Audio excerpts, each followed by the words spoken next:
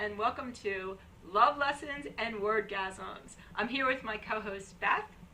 Introduce yourself. Beth Ferguson. And we are both Wharton grads, and the focus of tonight's show, and a lot of our shows, is going to be marketing yourself for love. How do you turn yourself into a product that sells in the dating marketplace? I've been doing those seminars for years, and they're really fun and really interesting. And last week we focused on what should you do to get ready to go out to meet people? What should you wear? I said wear red. What should you bring with you? I said Lucky Charms. And this week's show is going to focus on when you go out, how do you know who to approach? Where are you going to have your best odds of success? And I'm going to give you an analogy. If you were selling pink earrings, you wouldn't try to sell them to a boys' soccer team, right? Right. If you were trying to sell hot dogs, you wouldn't be selling them at a PETA convention, right? Right. Right. Okay. If you're going to be selling yourself, you wouldn't want to sell it yourself to a bunch of people who have no interest in buying you. So, who would be interested in you? And that is the focus of today's show. And I'm going to start out with my questions because I love doing that, and everybody likes a good quiz. So, I'm going to start with questions relating to who is going to find who attractive. Question number 1 is,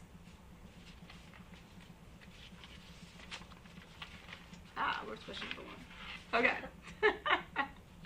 All right. If you are a very well-educated engineer, and you're a guy, and you're going out to meet women, which women are you going to have the best chances with? A, women who are hairstylists.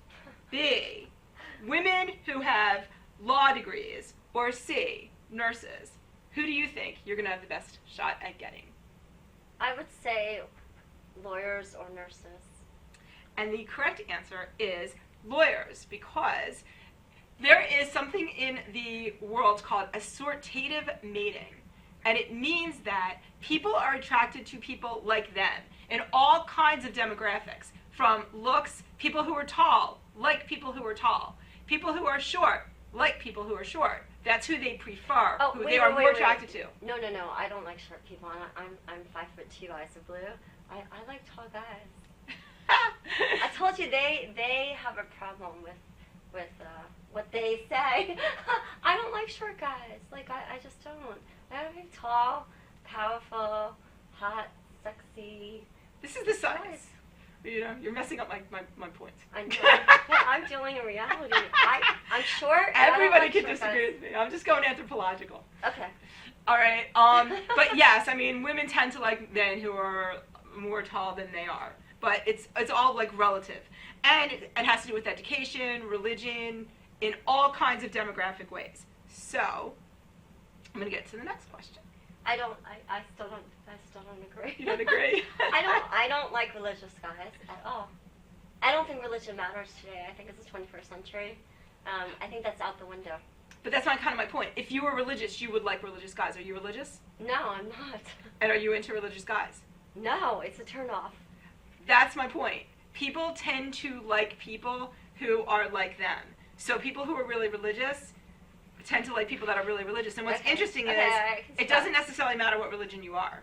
So somebody who is really religious Catholic would relate to somebody who is really religious Protestant more than they would relate to somebody who is not religious Catholic. I can see that. You see, it kind of all works together. Yes. Okay? Okay. You got that? Okay. I got it. Which brings me to my next question, because now that you know about assortative mating, you should be able to get this one right. If because you I mate like that? Why? Or because of my experience, because I've gone to a school that actually teaches you to watch it. I don't know what she's thinking.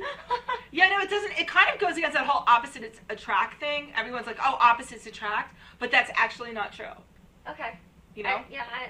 And the marriages of people who are like each other last longer. I say that as I date all heavy metal rockers who aren't Jewish. That explains why I'm wait, I didn't go to college.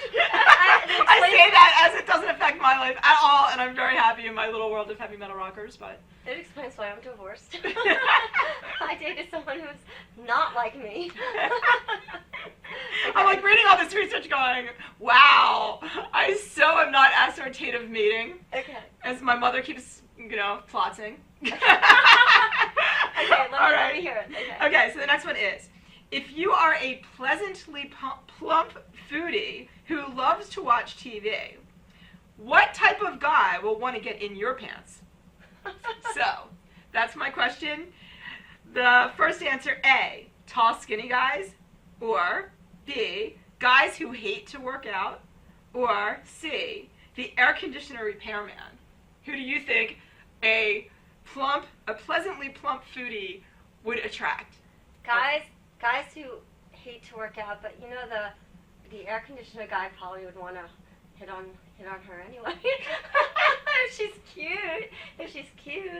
And I think as far as likes to track, that would be the answer. But if she's very, very, she's like the tall thin guy. If he's like talkative and he likes food, maybe he has a fast metabolism. Maybe he'd like her. But I would go with B.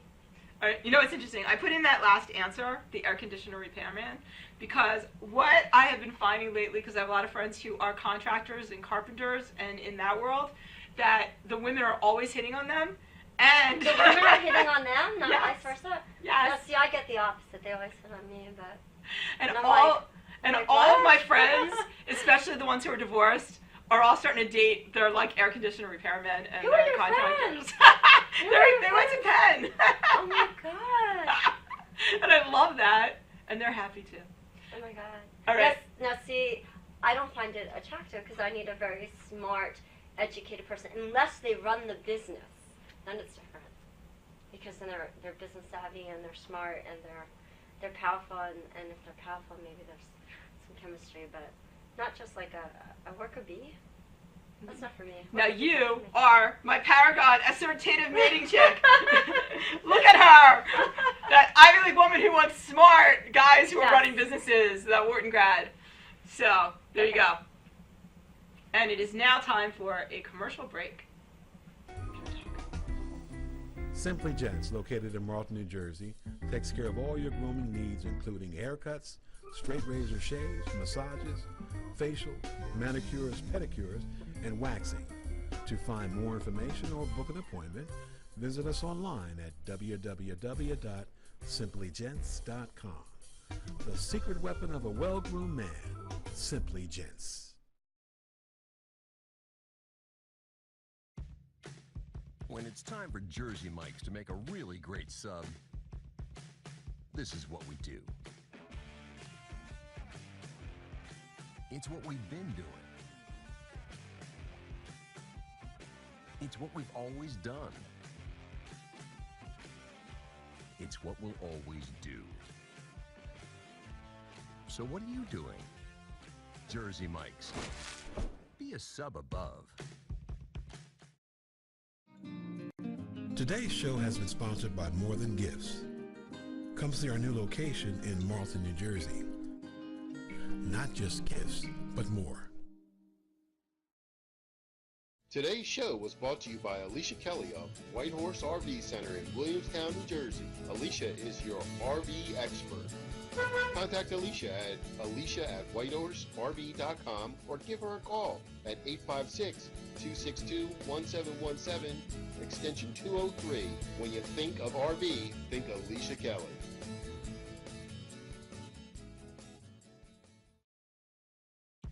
When it's time for Jersey Mike's to give a sub some sizzle, this is the way.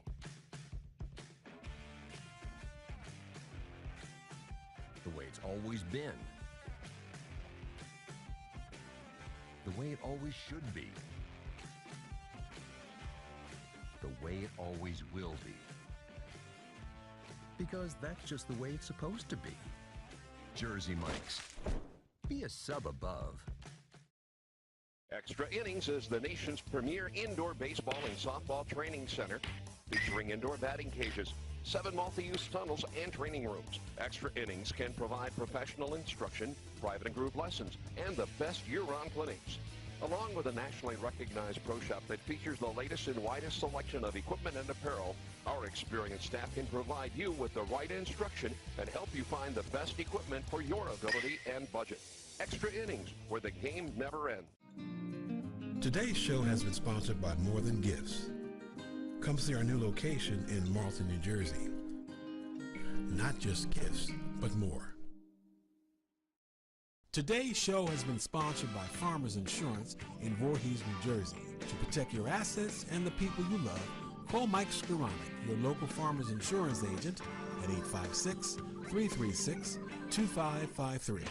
We are farmers. Bum, ba-dum, bum, bum, bum, bum. Today's show is sponsored by Hargrove Demolition, your demolition experts. Hargrove is a family-owned and operated business right here in the southern New Jersey area, bringing you 45 years of demolition expertise. Hargrove has all your demolition needs, from emergency demolition service to demolition equipment rental. Hargrove is one of the state-approved recycling facilities right here in the southern New Jersey area. No job is too big or too small for Hargrove Demolition. Contact them today at one of their 3 locations. Now, the middle section of our show is our Hot Topics section. So, this week I was looking for hot topics, and my concept was to do the topic of what makes Donald Trump sexy or not sexy. The whole concept of power and money, does it make you sexy? Obviously, it makes him sexy enough to get some really great-looking wives. But is it a turn-on for all women, and how does that all work?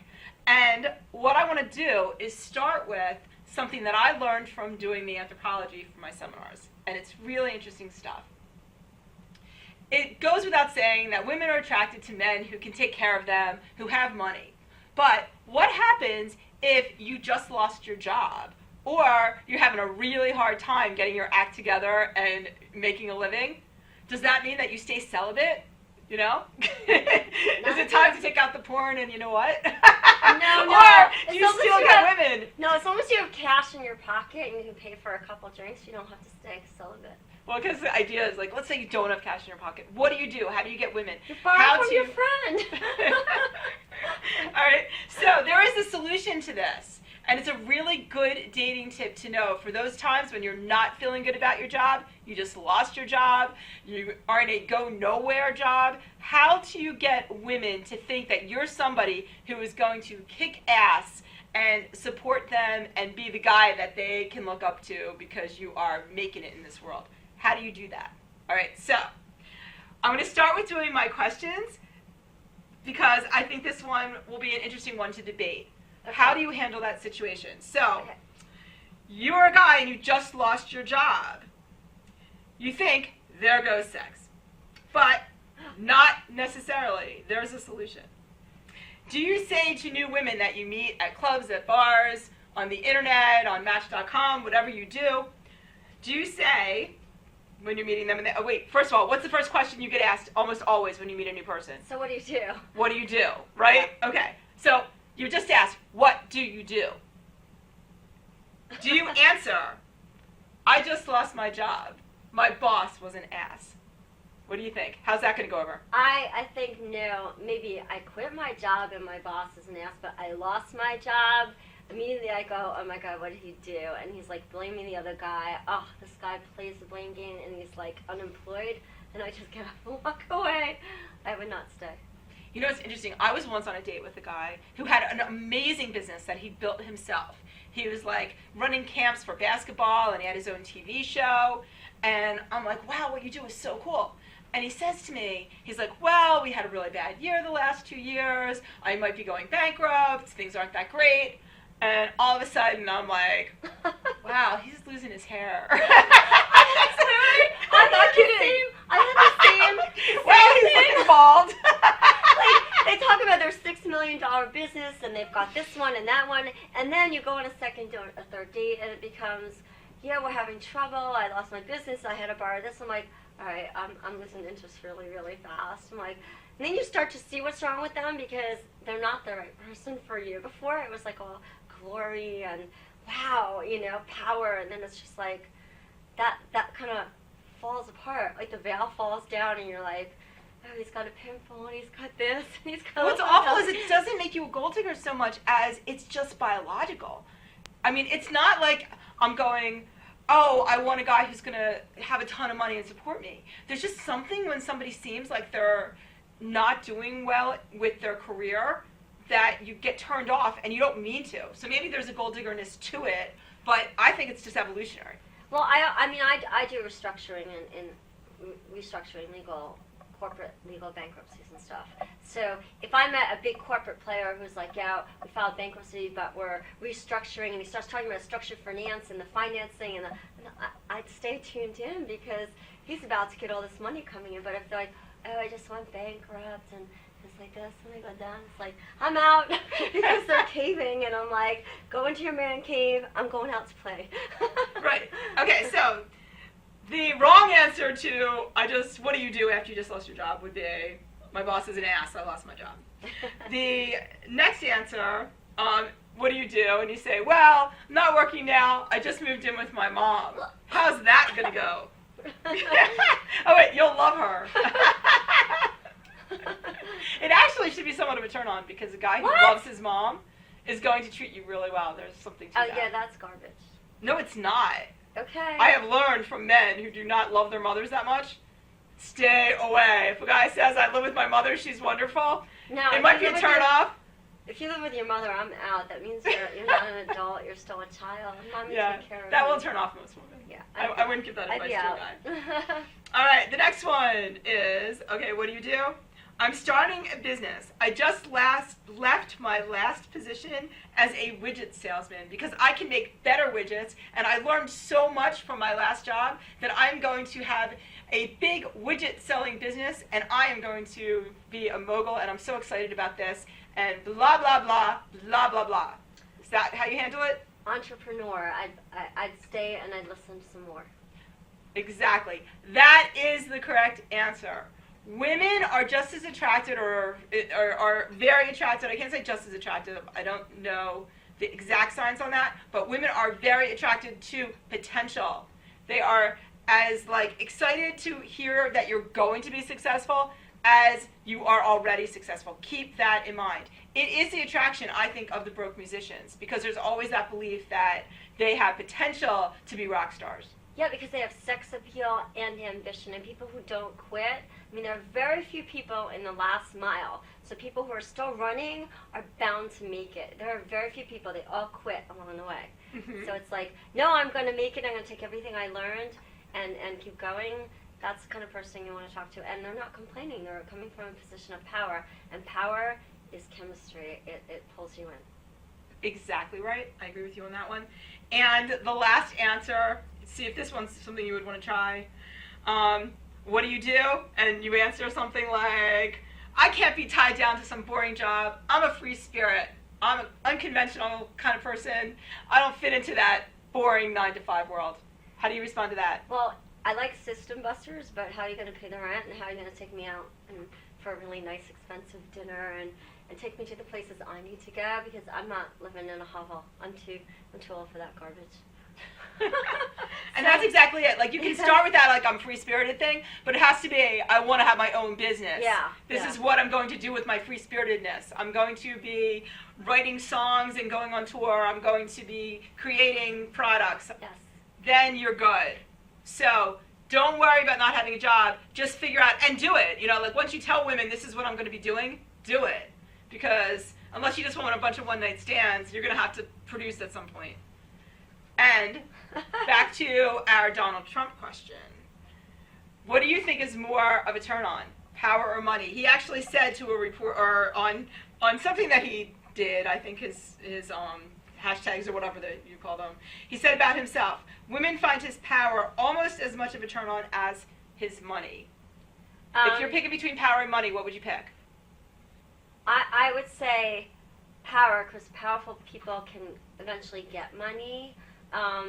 I don't think money makes you sexy. I think power does, because, you can take somebody who doesn't have a lot of money and is not rich and famous, but what if he's this really good-looking guy, or at least has this really strong chemistry, and he could tame a lion. That's like, wow, that's just like, imagine what he could do with me. I mean, that's power. That's power. And not tame a lion like whipping it, but just like walk up to a lion, and the lion just like lay down and like cuddle with him. Like, holy moly, that's power. You know, so I would go with power. I would go with power. You know what's interesting? I think I would go with money. And here's why. I can make my own money, so. But that's what I would like about it. I would be like, wow, can you help me publish my books? Can you help? Let's use that money to give me power. That's called an investor. I don't know if I want to take the investor to bed with me, but a powerful person, I would take it. But will power be control? And that's one of the issues I would have with that. No, see, real but power. Money can be control also. Real power isn't control. It's not control over. It's moving with. Yes. Okay, we are going to a commercial break right now. If you have any thoughts on this topic, we would love to hear from you. Send something, email to the station, and give us some ideas on what you're thinking. And it's time for a break. We'll be right back.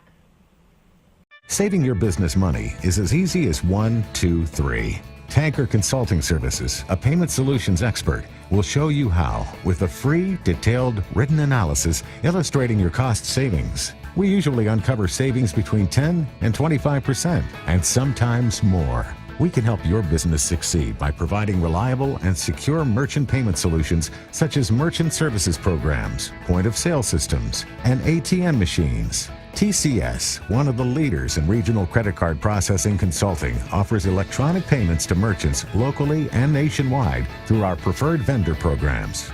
We work to keep business costs down with a comprehensive suite of quality products, services, and customized credit card processing programs exclusively tailored for your company.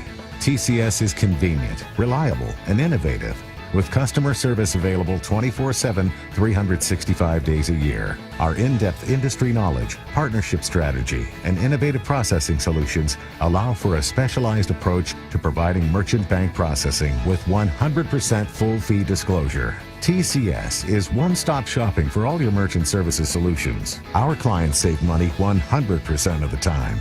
Trust Tanker Consulting Services, the knowledgeable, professional, and friendly provider of secure payment services. We set the standard by which others are measured. Call now for a free written analysis. 609-922-0201. When it's time for Jersey Mike's to give a sub some sizzle, this is the way.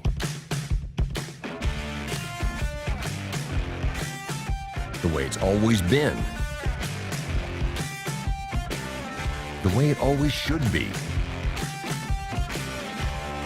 The way it always will be. Because that's just the way it's supposed to be. Jersey Mike's. Be a sub above. We're back. All right. Beth wanted to make another comment about the power or money thing, and then it's time for our Wordgasm segments. Yeah, I just want to clarify that it is not power over, because that never bridges the gap between people. But it's power, like powerful. That's what I was thinking, you know? And by the way, I need chemistry no matter what it is. You know, power can open doors. A powerful guy, like, he takes control of the situation, but he doesn't control you. That's what I find attractive. And, you know, those people usually have money too, so I would think money and power. Rich people think both. They don't think either or, so I'm going for both. Donald Trump has both. I'm going for both. You know, at some point we're going to talk about the effect of power and money on people. Probably the reason I'm hanging out with the broke musicians is the research that shows that the more money and the more power people have, the more they cheat, steal, and lie. And for some reason, you start getting bad character with an increase in money. And which is more important for finding love? People who are powerful and rich, or people who are not cheating, stealing, and lying? And well, that's the people that you're associating with, because there are plenty of people that have power that are philanthropists. Like I wrote a show and I had to study billionaires, and when I started studying their lives, I was like, oh my God, the things these people are doing in their life, it's all philanthropy, and they're all like huge huge hearts, big money, big hearts, Yeah, big checks. We're gonna do another show on this another time because a lot of those philanthropists might be giving away money, but they're doing it because they want the whole world to be seeing their names on things. They want the glory. I have the research for that. In the next show, we're gonna talk about Yeah, that's what I'm saying. It's a great I show. have the research. All right, so. Okay. Don't even get me started on that topic. All right, so now back to Wordgasm. This week, you're getting 2 words, and this is another song I love, love, love. This week's words are audacious. Beth, you are Ivy League. Tell me what the word audacious means. Bold. It means bold, and the way that you remember it, it's got the audi in the front for sound, loud. If you have a loud personality, you are audacious. The second word in my song is impudent. Do you know what impudent means? Irreverent. Yes, it's sort of like if you're badass and you're like, but not in a good way. Like You're punky, impudent. Like punkish. Yeah, you're like kind of a schmuck. Okay, so this one's really shocking, and I'm trying to keep it a little bit PG to R here. So I'm gonna like cut out the end, and another time I'll do the full end of this song. But you'll get to guess because it'll rhyme. Okay. All right. Now I'm gonna stand up for this because I want to dance because I think that Wordgasm needs some dancing. No? Okay. Wait. You can't see me if I stand up. So we won't do it with dancing. We'll just sit down. All right. Here you go. If you're loud and obnoxious, you're audacious. Your impudent behavior is outrageous. You impolitely blurt, "Hey, don't my boobs look pert?" And with your best friend's boyfriend, you flirt. Do do do do do do do do do. If you're loud and obnoxious, you're audacious. Your impudent behavior is outrageous. You're the bull in the china shop. I feel you like to cop, and in public, sometimes your pants will drop. Do do do do do do do do do. If you're loud and obnoxious, you're audacious. Your impudent behavior is outrageous. In class, you do bong hits. Grow the hair right out of your pits, and go panty free so guys can see your rhymes with pits. Ta! Where do you come up with this? Oh my god. You're only the wrong generation. You should have been born a flower child. I know I should have. I mean, Yeah. I followed the Grateful Dead for like hundreds of shows, and still, that's my happy place. Where do I come up with my material? It's amazing how good I get at this. What's really interesting, by the way, is I was working on all my Wordgasm stuff while my son was getting ready to be bar mitzvahed, and I had to write the bar mitzvah speech, and I do all the rhyming because I got really good at rhyming from doing the vocabulary stuff and doing poems and songs for it, right? So I'm sitting down to write my son's bar mitzvah speech, and I forgot how to be straight. Like, I could not write a G-rated bar mitzvah speech. You didn't sing one of these at the bar No. mitzvah. But it was really hard for me. Like, I really got in this mode of, like, penis jokes and, like, funny, like, wild stuff. And trying to write a bar mitzvah speech that rhymed, that had catchiness, that was funny, was the hardest task ever. Now, see, I'm a writer. I'm a comedy writer. I do drama, suspense, sci-fi, and children's stuff. And I have to, like, switch, like, personas every time I write for a different genre. And it's like, what? I can't do that here. And it literally become what I need to become in that moment. I'm a little chameleon. Mm-hmm. One day and I write songs, so maybe one day I'll sing one of mine.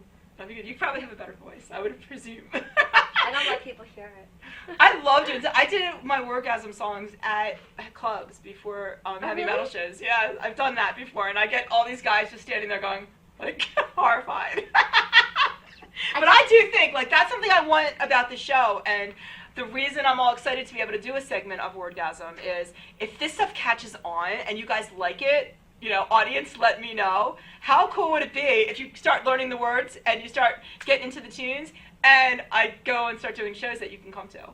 That's my dream job. I have some dating rap songs. Maybe we'll do one. That'd be cool. That'd be really cool. I'll show it to you. I would love that actually. We'll dress for the occasion. Yeah, I would love that. Okay. But by the way, put a big word in there so that at the end of listening to my songs, don't you feel smart now? You know audacious and impudent, don't you? I'll tell you when you feel smart. You feel smart when you diss the bad guy and you go with the good guy. who's powerful, has a lot of money, has sex appeal, you have chemistry, and you're in love. That's when you feel smart. And he's madly in love with you. Oh, we'd have to start a whole show for me to go, no. What do you mean, no? No, That's a fairy you're teaching tale. the freaking fairy tale, right? I have a great poem about fairy tales we're going to do next week. No, it's one of my favorite ones. He exists. About how he exists. it ruins women. That belief that that's out there, No, terrible. if you believe that's not out there, you won't get it. You won't get it. You have to believe it's there. You have to play into that role. You have to be the other side of that, which is powerful, smart, successful, sexy, and all the stuff you're teaching here. Like, you have to be the other side of it, so you attract it, so that magnet comes to you, like that. That's all that secret stuff. I say we got to wrap up now. We have so many topics for next week though, and I'm doing that poem. It's one of my favorite poems. It's big words also. It's from Not Too Scary, but really good, great topic for a show. I think we're going out, right? Yeah, we're out. Till next week. Thank you. Till next week. Till It was next week. so great hanging out with you. Bye.